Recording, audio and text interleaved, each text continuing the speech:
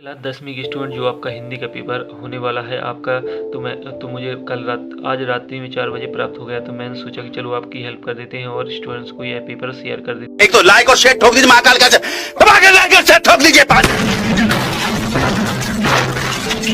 पूरा साल मेहनत करता हूँ आपके लिए बेटा, ऐसा नहीं चलेगा, ऐसा नहीं चलेगा।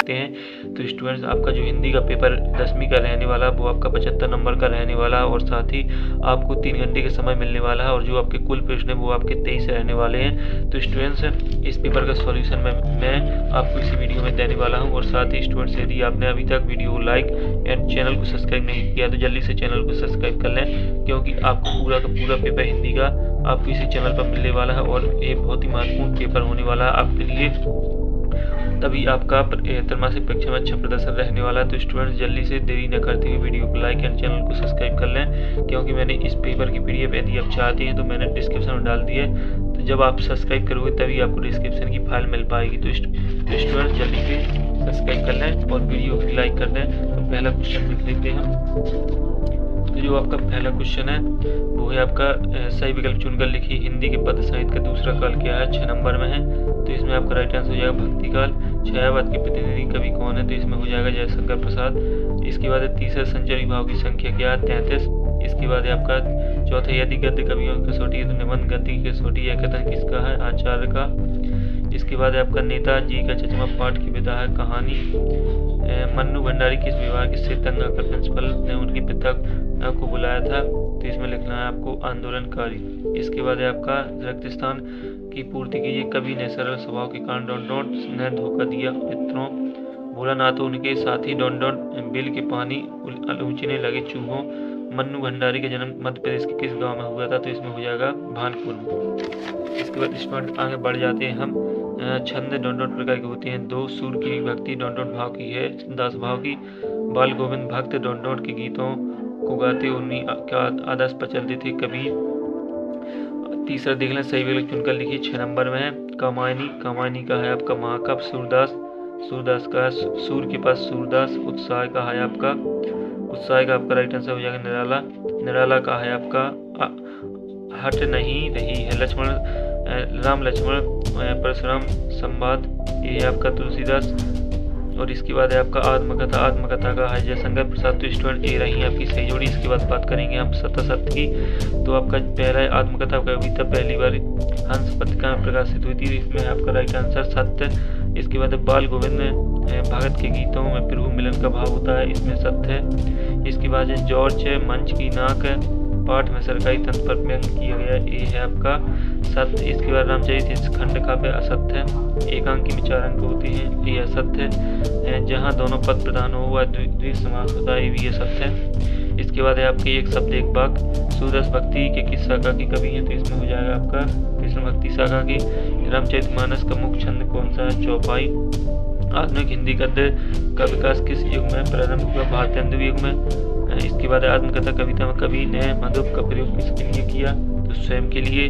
सहस्त्र बहु कौन थे? तो इसका आपको मुझे स्टूडेंट आंसर नहीं मिला है तो आपको देख लेना, और जिस स्टूडेंट्स को पता हो वो जल्दी से कमेंट करके मेरे कमेंट बॉक्स में लिख देना ताकि और स्टूडेंट्स को भी पता चल जाए। इसके बाद 6वां भोलानाथ का असल नाम क्या था? तो इसमें हो जाएगा तारकेश्वर। इसके बाद है आपका 6वां में देख लें आपकी अति लंबी प्रश्न है और ये आपके जो सभी प्रश्न है वो आपके सभी 2 नंबर के होने वाले हैं।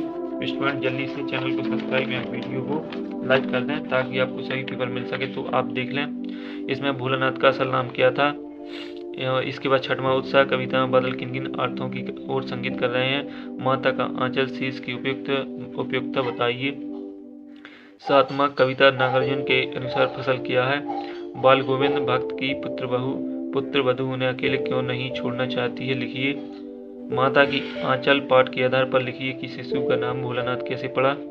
इसका अथवा जॉर्ज पांच की लाट की नाक को पुनः लगाने के लिए मूर्तिकार ने क्या यत्न किए। इसके बाद 9वां भक्ति काल की कोई 2 विशेषता 2 खंड काव्यों के नाम। 10वां गीत का छंद की परिभाषा। हरि गीत का छंद की परिभाषा। इसके बाद है स्टूडेंट्स आपका 11वां महाकाव्य खंड काव्य में कोई 2 अंतर।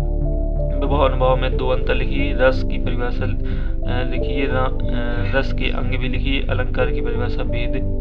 13वां है आपका निम्नलिखित में से किन्हीं 2 की सन्निहित क्षितिज कीजिए हिमाचल जगदीश और मनोरथ की आपको संजीवनी चेक कर देना है। इसके बाद है आपका पेपर आगे निम्नलिखित में से किन्हीं दो की समझ वगैरह कीजिए। राजभवन चौराहा रात दिन। इसके बाद आपका 14 निम्नलिखित मुहावरे का अर्थ लिखिए।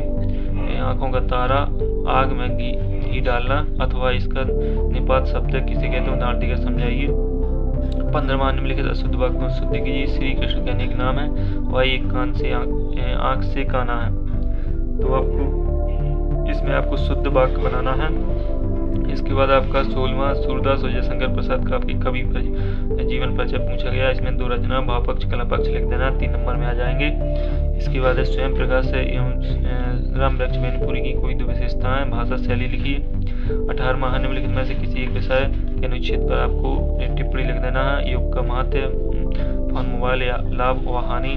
इसके बाद इसका अध्यावाच नेताजी के चश्मा पाठ का उद्देश्य लिखिए। 19वां आपका अपठित गद्यांश आया, इसमें से आपको पढ़कर इसी गद्यांश के आंसर दे देना है।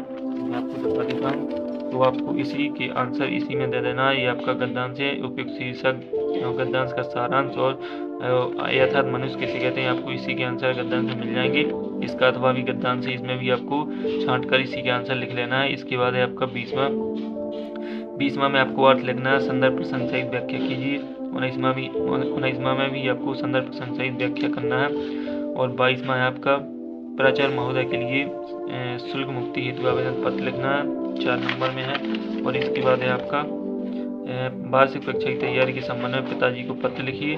23वां है आपका निबंध, 4 नंबर में। तो किसी एक टॉपिक पर आप निबंध लिख दीजिए। तो स्टूडेंट एक होता है आपका हिंदी का संपूर्ण पेपर जो मैंने आपको शेयर कर दिया है। और स्टूडेंट यदि आपको वीडियो अच्छा लगा तो वीडियो को लाइक और चैनल को सब्सक्राइब कर लें, क्योंकि मैंने आपको हिंदी का पूरा रियल पेपर उपलब्ध कराया है। और ये पेपर आपके परीक्षाओं के लिए काफ़ी महत्वपूर्ण होने वाला, क्योंकि इस जो पेपर मैंने टाइप किया है वो इसमें काफ़ी महत्वपूर्ण क्वेश्चन लिए गए हैं। इसमें से आपका कम से कम 50 से 60 नंबर का आने वाला है। तो अगले वीडियो में मिलते हैं, तब तक के लिए जय हिंद।